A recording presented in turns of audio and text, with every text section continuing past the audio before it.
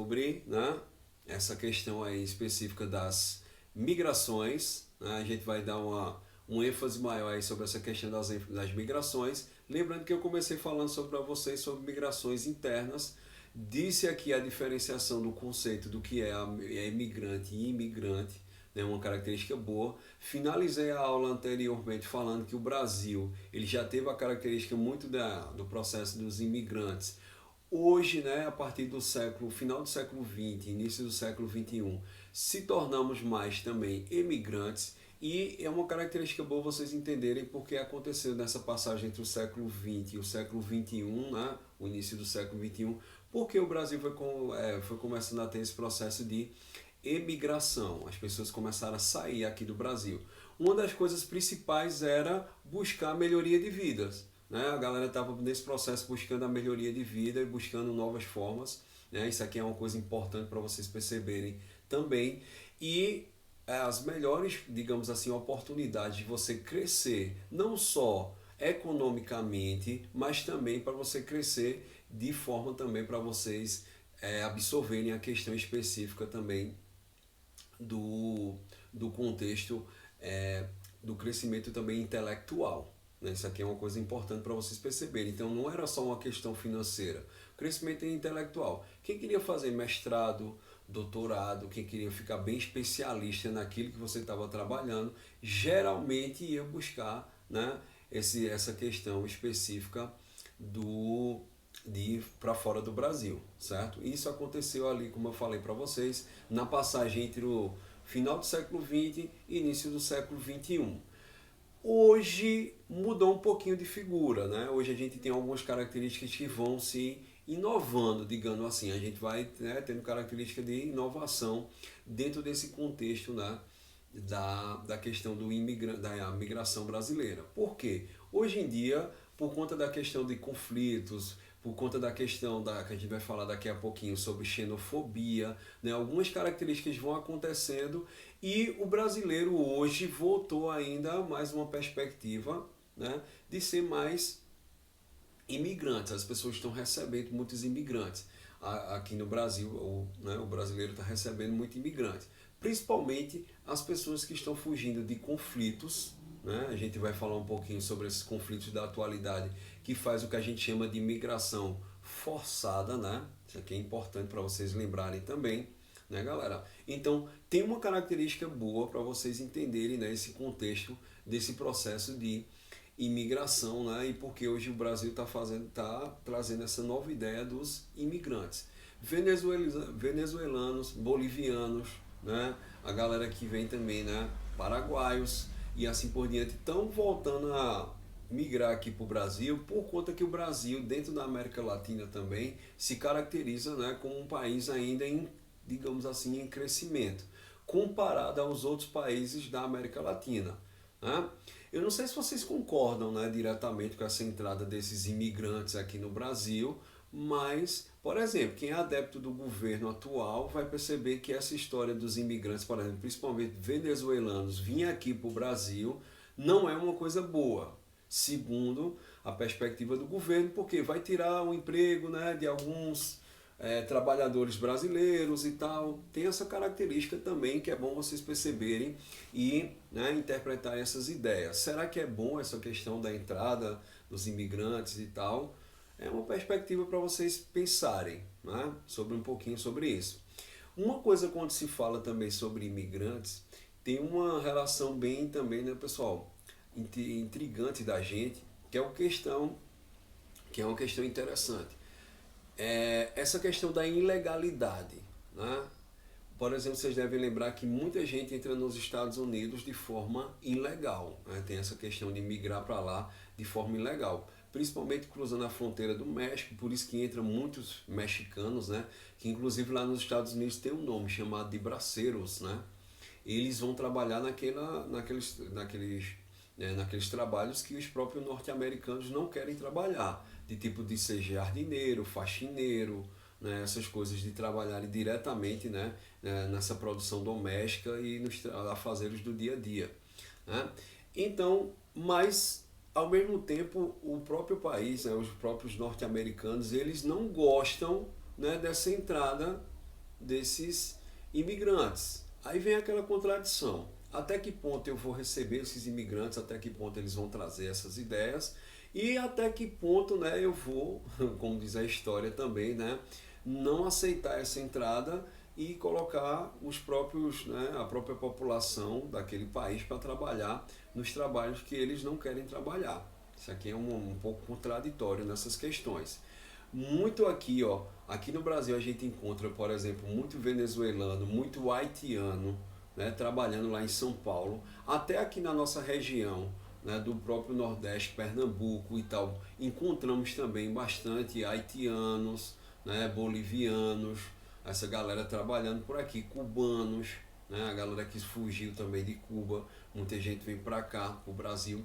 Tudo isso nessa perspectiva de buscar uma melhoria comparada aos países que eles vivem, está tentando buscar essa melhoria aqui no Brasil. Até que ponto isso é bom ou ruim? Eu vou dizer para vocês que depende. Eu não sei se vocês lembram, por exemplo, sobre a história, né, dos médicos cubanos, que foi aquela polêmica, né, tiraram os médicos cubanos, tinha um programa para entrar esses médicos cubanos. Você já ouviu falar sobre isso, não já, galera? Alguém já ouviu falar sobre essa história dos médicos cubanos aqui no Brasil? Alguém poderia se manifestar? Difícil era alguém não saber, né? A polêmica que deu. A polêmica foi grande, né? E tal. Pois é. Mas eu queria saber a opinião de vocês. Vocês concordam com essa entrada desses imigrantes e tal? O que é que vocês acham disso aí? É bom ter esses médicos cubanos ou é bom? Será que só a medicina brasileira ela é suficiente para pegar todo mundo aqui? O que é que vocês acham sobre isso? Alguém poderia opinar e tal? Tem algum? Sei lá, cara, acho que sempre cabe mais um, né? Sempre cabe mais uma. Tu esquecesse de gravar a aula. Tá gravando, só que tá gravando, Tá? só que no outro celular, certo? Ah, tá. Depois boto lá no canal, certo? Então, pessoal, isso aqui é importante para vocês perceberem essas ideias, né?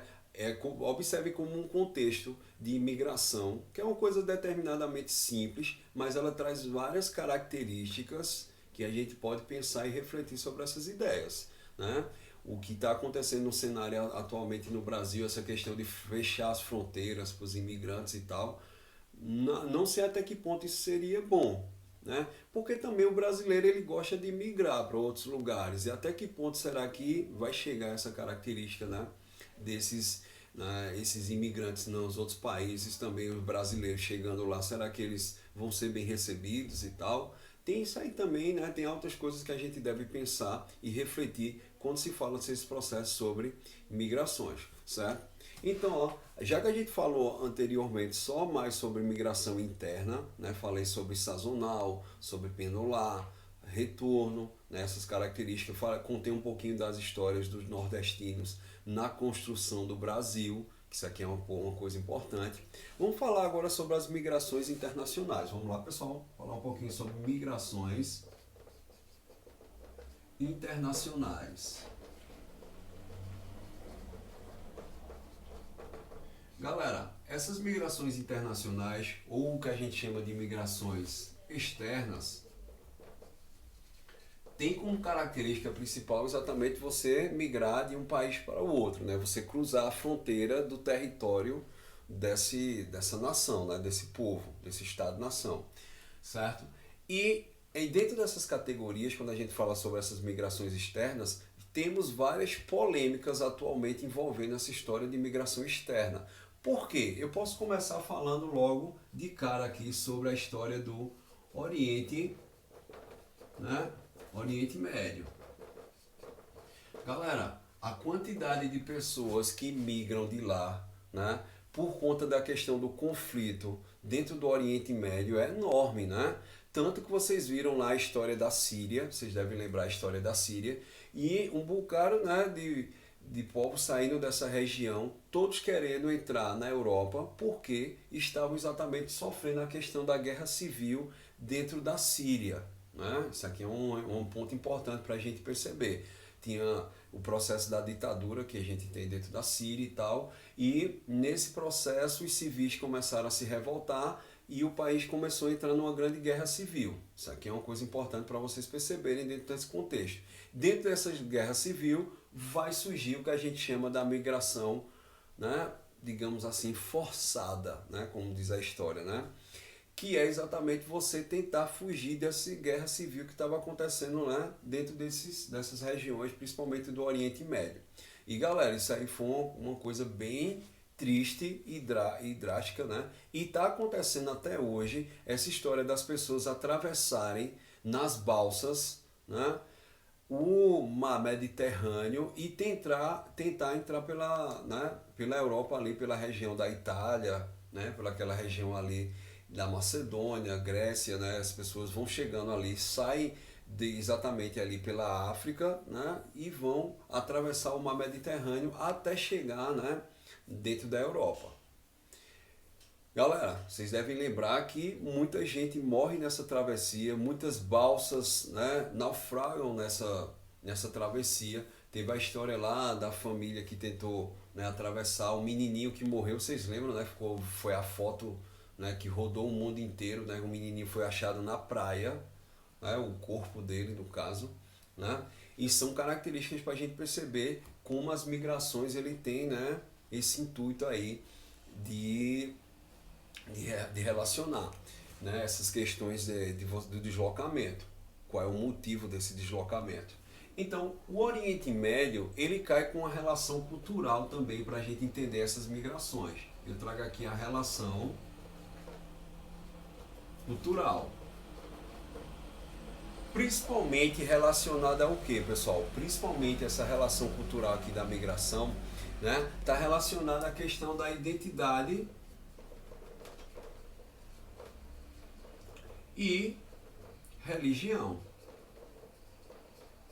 E quando eu junto essas duas ideias, dentro do Oriente Médio, vai surgir exatamente a característica que a gente chama, né, pessoal, dos terroristas, né? A questão dos terroristas. E quando surge essa questão dos terroristas, tem uma relação direta com a religião principal que a gente tem no Oriente Médio, que é exatamente a disputa, né, entre o islamismo, judaísmo e cristianismo. A gente tem uma disputa aí, né, religiosa, colocar, né, a questão da religião monoteísta de lá, que é chama aí, eu tenho a classificação aí, como eu falei para vocês, eu tenho, né, o islamismo, eu tenho o judaísmo e o cristianismo. E dentro desse contexto vai surgir vários grupos terroristas, né, como o famoso, né, o famoso ISIS, ou o que a gente chama, né, do Estado Islâmico, né,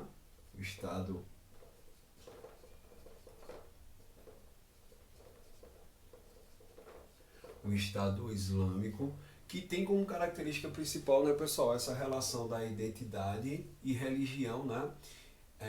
Eu não sei se vocês conseguem identificar o que é essa relação de identidade, que é exatamente o que, né, pessoal? O que é que representa essa relação de identidade? É exatamente quando você traz a história da representação cultural, né, de um povo. A gente vai criar exatamente uma cultura específica, costumes e tradições, que vai gerar exatamente uma identidade, o que identifica aquele povo, certo? E principalmente no Oriente Médio, uma das coisas mais fortes que faz fazer essa representação desse povo é exatamente a religião. Sacou, galera? Isso aqui é de extrema importância para vocês perceberem essa relação, né, religiosa dentro desse contexto. E tudo isso relacionado à questão das migrações faz com que com esse povo que saia do seu estado, né, do seu país de origem e tente melhorias dentro da questão da Europa, leve, né, essa identidade cultural do islamismo, que as pessoas já falam preconceituosamente que toda pessoa que está ligada ao islamismo está ligado diretamente à questão do terrorismo. A gente faz uma comparação aí sobre essas ideias, né, uma relação entre essas ideias, e isso gera o que a gente chama, né, que é o clássico, né, pessoal, a famosa xenofobia, que é uma coisa bem importante quando a gente fala sobre o processo de imigração. Porque a maioria dos imigrantes, principalmente latino-americanos, né, esse pessoal que vem do Oriente Médio e que tenta entrar, né, os africanos também sofrem muito isso, e tenta entrar dentro da Europa, vai sofrer o processo de xenofobia. Eu não sei se alguém de vocês lembra o que é o conceito de xenofobia. Alguém lembra, pessoal? Alguém lembra o que é xenofobia? Preconceito com quem é de outra cidade, outra região. Exatamente, é preconceito com a cultura de outros povos, de outra região específica, né? A xenofobia é você não aceitar exatamente essa cultura do outro, você tem esse preconceito relacionado à questão da cultura do outro, certo, pessoal? E vocês vão perceber que as pessoas que migram daqui em direção, né, principalmente à Europa e Estados Unidos, vão sofrer esse processo da xenofobia, porque eles vão acreditar que essas pessoas que estão migrando para lá têm essa característica, né, de levar, né, ou pensamento terrorista, ou os latinos aqui americanos, nós, né, pessoal, quando a gente migra para Estados Unidos e Europa, quando a gente chega lá, nós somos tratados como povos exatamente para trabalhar em coisas mais fúteis, né, digamos assim. Né? Geralmente as pessoas vão ver essas pessoas que estão migrando para lá com uma formação mais característica, né, de trabalhar em coisas, como eu falei para vocês aqui, ser jardineiro, faxineiro, coisas mais fúteis. Né? As mulheres são tratadas como prostitutas, né? Simplesmente por conta dessa característica, né, que eu falei aqui para vocês, né, dentro dessa característica aqui da xenofobia. Até aqui deu para entender, galera? Deu para vocês entenderem aqui essa característica? Ou deu, né? Eu gosto de trabalhar de xenofobia. Eu gosto, quando eu falo aqui de xenofobia, eu gosto de trabalhar também a xenofobia versus o que a gente chama de alteridade. Eu não sei se você já ouviu falar sobre essa palavrinha, alteridade, né? Mas alteridade representa exatamente o quê? O que é que está representando dentro dessa questão da alteridade? É você fazer o inverso da xenofobia, é você aceitar a cultura do outro. Né? Então a gente tem que buscar mais essa relação de alteridade e menos xenofobia. Lembre-se, né, pessoal, que até nós, nordestinos, sofremos muito com essa questão específica quando viajamos para lugares como o Sudeste, por exemplo. Né? Tem essa característica de quando o cara vai lá para o Sudeste, a galera diz logo, né, os sulistas, né, acreditam que nós aqui, né, não somos pessoas, digamos assim, capazes, ou que somos destinados a trabalhar em coisas mais fúteis, como a gente está comentando aqui. E isso gera esses complexos que, inclusive, pode gerar até, né, pessoal, coisas mais drásticas, como morte de pessoas. Vocês devem lembrar, né, que acontece muito, né, assassinato por conta da questão do preconceito, né, dessas pessoas que são classificadas como minorias. Né? Quando a gente fala aí sobre essa característica, a gente depois vai falar um pouquinho sobre movimentos sociais, mas isso aí vai ficar para uma próxima aula, né, que vai caracterizar esse momento aqui específico. Alguém quer falar? Já acabou? Já acabou, foi? Não é que você falou próxima aula, eu já. Não, eu estou falando falando dos movimentos sociais, não acabou ainda não. Eu estou falando de em outro momento a gente vai falar sobre movimentos sociais. Não desse momento agora, né? Mas eu tô já relembrando que esse link aqui que eu estou falando sobre, né, xenofobia, sobre alteridade, isso aqui já vai dar um link para a questão específica sobre identidade, né, cultural que gera, né, as relações específicas de trabalhar os movimentos sociais, que é falar sobre as minorias. As minorias clássicas que a gente tem, por exemplo, a questão, né, do movimento feminista, é um movimento de minoria, né? MST é um movimento de minoria, né, dos trabalhadores sem terra. os sem-teto também, de movimento de minoria, né, homossexuais, tudo isso, movimento dos negros também e tal, trabalha com essa ideia de união para criar esse movimento social, né, e mostrar exatamente as relações que esse povo também tem representatividade dentro daquela nação, certo? Que é isso que a gente está pretendendo aqui falar, certo, pessoal? Sobre esse contexto aqui, ainda ficou alguma dúvida sobre essas migrações internacionais? Observe que isso aqui é um assunto bem subjetivo, como eu posso dizer aqui para vocês. É um assunto bem subjetivo. Por que é um assunto subjetivo? Porque eu estou trabalhando aqui ideias a partir de exemplos, né, pessoal? A gente está falando muito aqui de atualidades. Coisas que acontecem na atualidade vão representar exatamente essa relação das imigrações internacionais hoje. Né? Ok? Isso aqui é de extrema importância, certo? Tem alguma dúvida ainda sobre isso aqui? Tem algum exemplo que você queira que eu fale, que eu comente também? Não sei, de repente. O que é que vocês têm aí para representar? Tem alguma pergunta? Não? Não. Beleza. Para a gente fechar aqui as nossas ideias sobre migrações internacionais, já que eu falei de xenofobia e de alteridade, eu não posso deixar de falar especificamente, né, pessoal, sobre a questão, abrir aqui um parêntese para vocês, sobre o bloco econômico,